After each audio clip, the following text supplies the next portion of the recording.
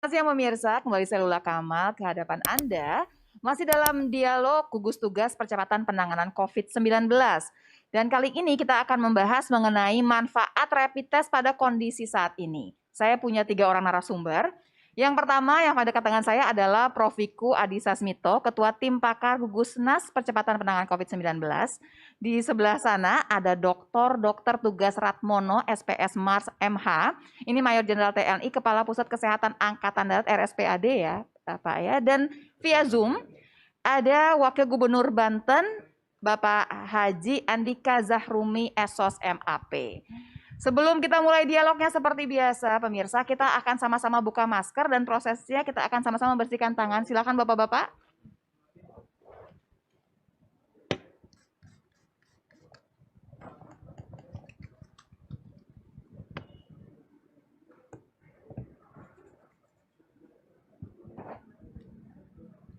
Iya. Rasanya salah satu tema yang mungkin ditunggu oleh pemirsa semua adalah cerita mengenai rapid test yang masif. Yang kemudian banyak dipertanyakan dan juga ada beberapa kalangan masyarakat yang menolak. Karena memang rapid test ini katanya menakutkan, Bapak-bapak. Kemudian juga menghambat perekonomian, tanda kutip katanya. Kita ke Prof. Wiku dulu. Prof. Wiku, sebetulnya manfaatnya apa? Tapi sebelum manfaatnya, cerita sekarang, keadaan sekarang yang sudah kita kan sudah berperang lumayan lama nih ya, kita melawan COVID-19. Ini ceritanya sekarang seperti apa nih Prof. Wiku? Oke, baik Dr. Lula. Jadi sebenarnya setelah 3 bulan ini progresnya lumayan lah. Kalau kita lihat memang kasusnya meningkat, tapi meningkatnya tidak sesuai dengan proyeksinya yang banyak pihak lakukan. Jadi bukan karena penyebarannya kemana-mana, bukan? Enggak, kan kalau kita lihat ada kan yang melihatnya proyeksinya nanti ratusan ribu. Ternyata enggak kan sekarang. Jadi kita harusnya tenang. Yang kedua, jumlah kematiannya makin lama makin menurun. Biasanya dulunya 10%, sekarang tinggal 5%. Jadi kan itu bagus. Terus kemudian yang sembuh makin lama makin meningkat. Kita sudah sampai berapa persen sih kalau yang sembuh? Prof? Sembuh hampir 40%, 39,2%. Oh baik, alhamdulillah gitu. Ya. Jadi kalau ngelihat kondisinya itu sebenarnya kondisinya sudah relatif terkendali. Berarti kita di track yang benar nih, di jalan yang benar untuk merapihkan keadaan yang sekarang. Ya, karena banyak kerjasama dengan masyarakat sendiri, masyarakat kan juga sudah mulai paham tentang itu, sadar.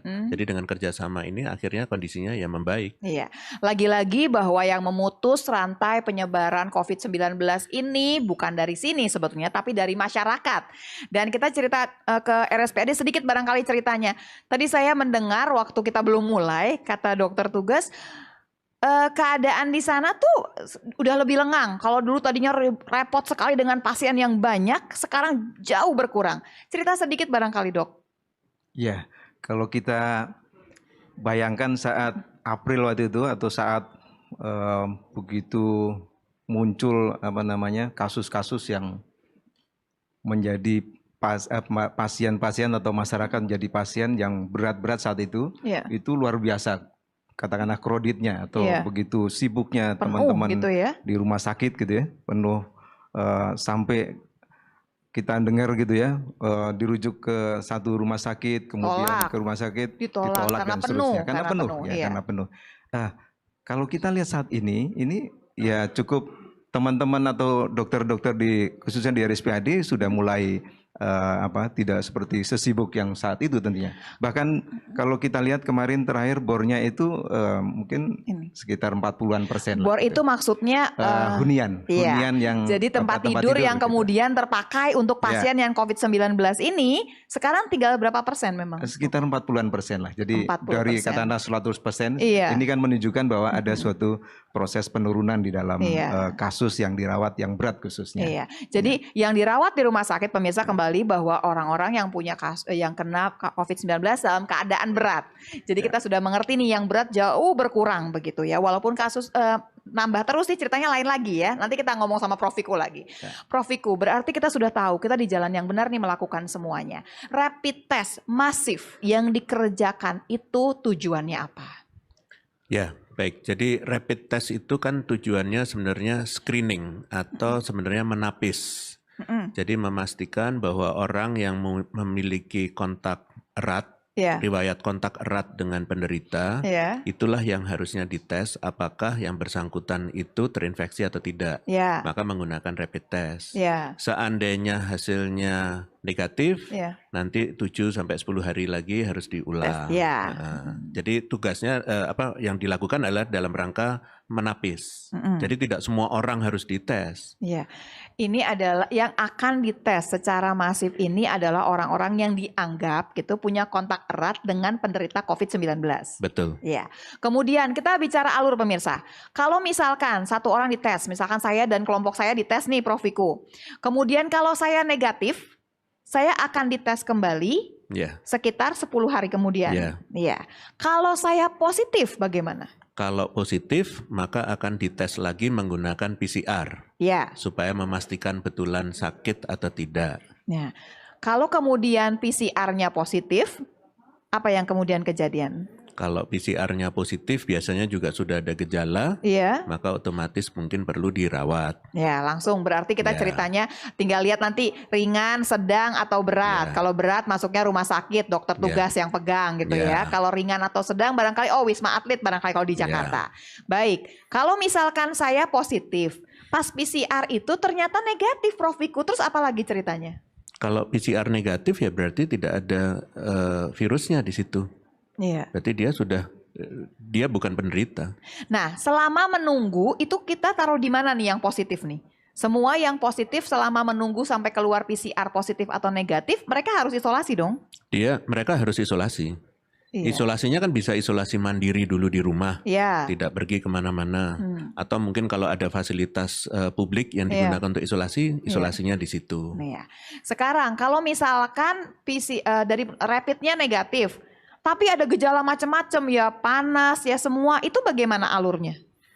Paling baik adalah mengunjungi dokter. Tanya pada dokter, periksa kalau begini batuk, kan bisa saja batuknya bukan karena COVID kan. Nah, nanti biarkan dokter saja yang memeriksa, nanti akan dokter yang akan mengasih tahu bahwa ini adalah gejalanya ke arah COVID atau bukan. Baik, jadi kita ulang ya pemirsa ya, bahwa sebetulnya rapid test ini tidak perlu ditakuti. Ini cuma screening sebetulnya. Positif atau negatif pun alurnya sudah jelas. Kalau nanti kita positif, langsung ada PCR yang akan mengikuti. PCR negatif, ya sudah selesai. Berarti akan berkegiatan seperti sedia kala. Betul. Atau yang paling gampang begini, yang takut adalah orang-orang yang punya usaha misalkan. Waktu kemudian dipositifkan, PCR-nya negatif, ya usaha jalan lagi kemudian. Berarti dia cuma berhenti untuk 3 hari menunggu hasil PCR. Sisanya tidak masalah. Tidak ada masalah kalau sudah negatif PCR-nya ya sudah berarti bisa beraktivitas.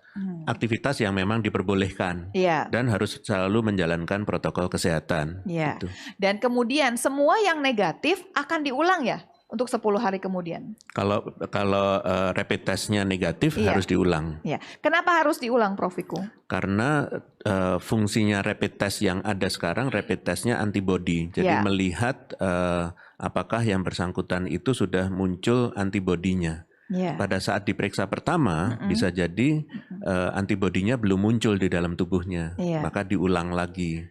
Kalau sudah 7-10 hari diperiksa lagi dan antibodinya tidak terbentuk, artinya negatif, ya berarti dia negatif. Nah, kalau kemudian negatif tapi ada gejala, ya berobat ke puskesmas terdekat saja, fasilitas kesehatan yang disediakan oleh pemerintah tentunya. Siapa tahu gejalanya itu ternyata bukan COVID gitu. Jadi jangan takut selalu diasosiasikan. Kalau sekarang kalau punya batuk terus COVID. Nanti dulu tanya saja pada dokter. Sebetulnya rapid test itu yang bantu kita sebetulnya. Waktu kita tahu kita sakit nih, rapid test negatif, kemungkinan barangkali memang bukan ada urusannya sama COVID sama sekali pemirsa. Tidak perlu ditakuti si rapid test ini. Ini adalah teman kita supaya bisa memutus rantai penyebaran COVID-19. Ini dokter tugas mau cerita lagi lebih jauh. Kalau di RSPAD seperti apa nih alurnya? Sama? Sama saya kira. Jadi kami RSPAD ini kan di TNI Angkatan Darat ini adalah rumah sakit rujukan tertinggi ya, rujukan tertinggi sehingga merujuk atau menerima rujukan dari rumah sakit jaringnya untuk Angkatan Darat, mulai dari daerah gitu ya, daerah sampai masuk ke rumah sakit RSPAD. Artinya semua yang dicurigai katakanlah kemungkinan COVID gitu ya, kemungkinan rapid test. Rapid test positif atau reaktif katakan, reaktif. Maka akan dilanjutkan di RSPAD ini kita punya alat PCR juga, dilanjutkan untuk swab dan pemeriksaan PCR. Kalau PCR-nya positif, nah inilah tergantung kalau sudah ada gejala, ya dirawat di RSPAD, seperti itu. Jadi alurnya seperti itu. Jadi tidak semerta-merta bahwa semua orang harus di rapid test juga, tapi artinya yang mempunyai atau dikhawatirkan akan terinfekted atau memang resiko tinggi, inilah yang harus rapid test. Kalau reaktif, lanjutkan dengan PCR. Ini sebetulnya cara kita untuk memutus penyebaran, karena orang-orang yang barangkali punya virus jangan sampai menularkan orang-orang yang kemudian sehat, begitu ya, Prof. Saya ke Zoom dulu ya, ini udah kembali terhubung nih, Pak Andika. Ya, ini pertanyaan pertama saya adalah bagaimana mengenai masyarakat nih, warganya Pak Andika yang kemudian menolak rapid test. Apa mereka tidak terlalu mengerti bahwa rapid test ini sebetulnya ada alat kita yang paling penting sebetulnya untuk masyarakat dan untuk pemerintah sebetulnya? Ya betul Pak Lula. Jadi ya, setelah saya dalami dan cek ke masyarakat, memang bukan karena ketidaktahuan terkait dengan apa itu rapid test, tapi lebih kepada faktor psikologis, Mbak. Faktor psikologis? Psikologis. Jadi mereka ini mengkhawatirkan apabila positif ini kan berarti ada sesuatu yang harus memang dalam kaitan beban psikis mereka ini harus mereka hadapi. Seperti mereka harus terpisah dari keluarga, di karantina dan lain-lain. Baik. Jadi lebih terhadap beban psikologis kalau yang saya diskusikan dengan masyarakat, dengan yang memang menolak kemarin terkait dengan rapid test tersebut. Nah, kalau sekarang bagaimana? Sudah dijelaskan lebih jauh kah atau barangkali sudah mengerti bahwa sebetulnya rapid test sendiri juga kemudian bukan kemudian langsung tuntutan bahwa harus isolasi, belum tentu. Rapid test positif pun tergantung PCR-nya nanti. Begitu negatif kan kembali beraktivitas. Ya Mbak, jadi alhamdulillah kalau kita rapid test ini kan dari total masyarakat Banten ini 12 juta. Kita sudah siapkan 1% untuk rapid test, yaitu kurang lebih 120.000. Jadi kita sudah lakukan sebetulnya. Memang ada beberapa ini saja kelompok masyarakat yang memang ada pikirannya itu ya tadi kondisi psikologis yang memang mereka tidak bisa terima apabila nanti mereka positif. Oke. Baik, Pak Andika, tambahannya saya tanya lebih jauh. Kemudian teman-teman yang masih belum mengerti, yang masih psikologisnya masih ada blocking di sana ya, masih ada hambatan, itu akan diapakan? Apa akan diberikan pengertian lebih jauh atau tindakan selanjutnya seperti apa nih Pak? Sudah kami langsung lakukan pendekatan personal. Seperti misalnya kemarin dalam lingkup pondok pesantren, kita juga berkoordinasi dengan FSPP untuk bisa memberikan informasi lebih detail terkait dengan rapid test dan juga untuk keselamatan masyarakat untuk mendeteksi dari penyebaran COVID-19 ini. Jadi setelah masyarakat itu menolak, kita langsung secara personal turun untuk memberikan pengertian. Berarti sekarang sudah terus berjalan. Iya, berarti sekarang sudah tidak menolak lagi ya Pak Andika ya? Ya. Iya. Kita sudah memberikan pemahaman untuk ya step by step mereka dapat melakukan rapid test. Iya, mungkin tambahannya barangkali karena kemarin sempat melihat waktu ada press conference-nya mereka kan berdekatan ya Pak, kemudian juga nggak ada yang pakai masker ya Pak, titip ya Pak ya protokol kesehatannya. Baik. Ya betul Mbak, jadi kondisinya memang seperti itu, jadi ada pemahaman juga yang memang di luar rasional, tapi lebih kepada saya melihat lebih daripada tadi ketakutan masyarakat apabila mereka di rapid test, mereka positif dan mereka harus berpisah dengan keluarga dan lain-lain. Padahal kan ada step ya kan setelah rapid test, ada swab, PCR dan lain-lain. Baik, iya. Baik, Pak Andika, terima kasih Pak Andika. Prof Wiku, sedikit lagi Prof Wiku, saya pengen tahu, kalau misalkan dari sekian banyak yang kita periksa gitu ya, sebetulnya ada angka nggak sih Prof, misalkan dari 1.000 berapa banyak sih sebetulnya yang positif begitu? Dari yang positif di PCR, berapa banyak lagi sih yang sebenarnya yang PCR? Jadi kan kita tahu sebetulnya dari 1.000 ini nggak banyak loh sebetulnya barangkali yang positif begitu. Wah, Kalau itu sepertinya dokter tugas mungkin yang bisa menceritakan bagaimana pengalamannya di TNI AD di lapangan nih langsung apa? Begitu. Yang kita tes sekian banyak nih sebetulnya yang rapid nih positifnya berapa? Dari yang rapid positif nih berapa lagi sih yang PCR gitu-gitu positif? Ya, ini pengalaman kami ya sebagai